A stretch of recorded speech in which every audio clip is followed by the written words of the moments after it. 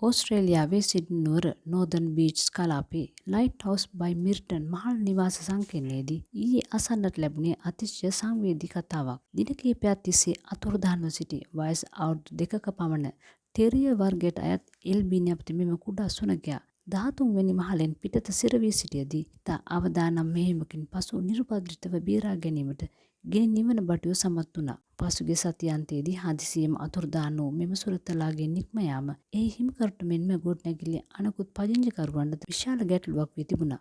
ගොඩනැගිල්ලේ ආරක්ෂිත කැමරා දර්ශනවල සුනඛයා පිටව යන අයුරු සටහන්ව නොතිබීම නිසා සියලු දෙනා දැඩි සෙවිල්ලෙන් පසු වූ අතර අතුරුදහන් වූ සුරතලුන් සෙවීමේ පත්‍රිකාද ප්‍රදේශය පුරා බෙදා හැර තිබුණා.